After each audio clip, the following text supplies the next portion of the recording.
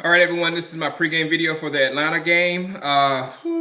First, before I start, I waited on this video because I wanted to see if we would make any moves with trades before I put this video up. So I was going to do PowerPoint. I said, let me just wait, and nothing happened, which I'm fine with. I mean, the only deal that had me thinking was the Talib to New England deal. I wonder if they asked us for Mike Jenkins for a fourth, because I'd have taken that one in heart, because we're not gonna get anything from Mike Jenkins. He doesn't. We don't need him, and he wants to go somewhere where he can start. So, and at the end of the season, he's gonna get paid a whole bunch of money. I mean, we had a corner from Detroit that got paid like crazy by Tampa Bay Buccaneers at the beginning of the season. So, nothing happened. Felix Jones, we weren't going to get anything from him at all. And the rumor that we heard about Steven Jackson was, I was like, no. I mean, we already got two running backs that we can't trust their health. Now, I'm not talking about DeMarcus Murray's ability or his mentality or anything like that. I'm talking about his health. We can't trust his health. And we wouldn't be able to trust Steven Jackson's health either. It'd be every week, we'd be like, something's going wrong with him. Is he going to play? Is he not going to play? That's enough of that. And that brings me to another thing. Before I get into the game, the actual game, there's a lot of things that's going on with the Dallas Cowboys, because NFL Network posted, Garrett or Romo, which one should get the blame. One thing, we're always looking to blame someone, but then if you say anything bad about Romo, which it still gets under my skin, Dallas Cowboy fans lose their minds. Actually calling people not real Cowboy fans if you're ready to move on or whatever. And this is what I was been talking to DC Fanatic about for years, basically, that we build stars in the Dallas Cowboy organization that are bigger than a logo.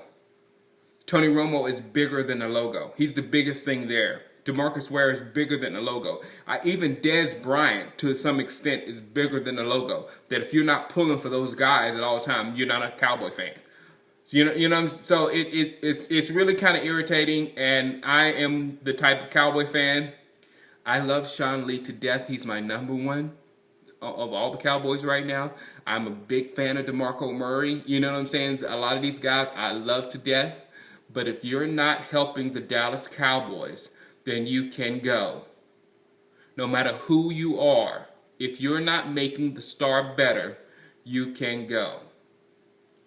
Period. Nothing's bigger than the logo with me. Never will be. I've been a Cowboy fan long enough to see people come in and leave.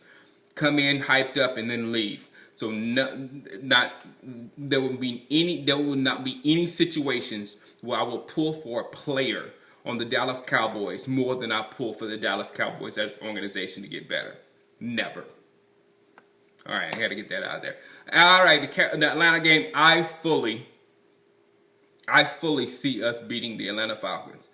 I do. I mean, and there's two reasons. One, I'm going to talk about the Falcons first. I don't think they haven't proven to me to be what everybody says they are at this point.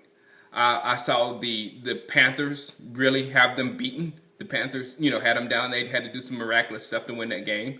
I saw the Redskins have them beaten, basically, until RG3 got put out the game, and what's his name came in and threw a couple of picks, Kirk Cousins. Who else had them beat? The Oakland Raiders had them beat. The Denver Broncos, if they had like 2 more minutes, maybe they could have come back and won that game. So there was a lot of games that they really could have lost and probably should have lost. The only thing about that, they're just playing smart football. They're taking care of the football. They're taking care of the opportunities, and they're doing it the right way. So they're kind of like the New York Giants, an above average team that just are figuring out how to win, and they're putting it together. So I think that they're not unbeatable by any stretch of the imagination. That's why you're seeing a whole bunch of people, predicting the Cowboys to give them the first loss or whatever. And also, our backs are completely against the wall right now. And that's when the Cowboys perform their best. That's when, they dig deep and they actually put together a pretty good performance.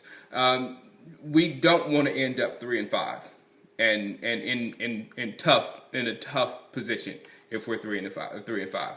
So I don't want us to end up like that. If we do, it's going to be disheartening for the entire organization. I'm not going to be saying get rid of Romo. I'm not going to be saying get rid of Garrett or whatever if we're 3-5. they need an opportunity to see if they can get themselves out of this. They need to see what they can do in the second half, what kind of metal they're made of, what kind of stuff they can accomplish in the second half of the season with this tough schedule we got, to see if they can actually come back and do something. So even if we're 3-5, no cutting, none of that stuff. We give them the season. If they do nothing, I'm totally for. If they don't do anything this season, then I don't care if either one of them go. I'm for whatever makes this organization better. But as far as the game, what do we need to do? Their weakness is the run, stopping the run. Now, we're not going to have DeMarco Murray. They're making excuses for Felix already about his injuries or whatnot. So that probably won't happen. So we're going to have Tanner and Dunbar probably. And Tanner's going to have to get the job done, running the football, because that's our weakness. You know, we should be able to run the ball on them. Their pass defense is pretty good. Asante Samuel, people are not messing with him right now because he's playing pretty good football. Dante Robinson's also playing pretty good football. Their pass rush is basically just going to be John Abraham. Well, they're going to have some other people. Sean Witherspoon is not going to be playing, but Abraham is the most lethal member of that pass rush, and he's going to be probably on both sides with Tyron and Doug Free. Doug Free did not have a good game. No, excuse me. Tyron Smith did not have a good game last week. Doug Free had a horrible game. So they both are going to have to get much better to be able to block this guy also and keep him away all game, because he's going to go from each side. Offensively, they're going to throw the football. They're not a running team anymore with Michael Turner. They run when they have to. Like they ran a lot last week versus the Eagles, because they were up in that game and they were trying to run out the clock. But I know people are so hype on this defense. I know people are saying that this defense is so good, because that's how we do. It's either black or white with us. We're either lights out defense or our defense suck. Right now we're at our defense is lights out. We're gonna get a real test this week. We're gonna get a real test. And if I hate to remind you guys, but we did not look good. Our defense did not look good versus the Baltimore Ravens. It did not look good against the Seattle Seahawks. And it did not look good against somebody else. Seahawks, Ravens, and Chicago Bears. Chicago Bears threw the ball on us also pretty well. So those three teams that had some balanced offenses that did some damage. Seattle's not balanced, but they had a big bruising running back that ran down our throat like Michael Turner can. So this is probably the most balanced and best offense we're going to be able to face. And a lot of people, I know I'm going to get comments below. Oh, Mo is going to shut down, or Carr is going to shut down. They have basically on every receiver, they have two Dez Bryant quality type receivers that do what they're supposed to do. You're not stopping it. We're not going to shut down their passing. It's just not going to happen. So we just need to get our minds on watching Mo get beat and watching Carr get beat. What we need is help from the front seven. We need to get to Ryan. We have to get to Matty Ice to be able to give Mo and Carr some help back there. And our safeties, because there's another thing.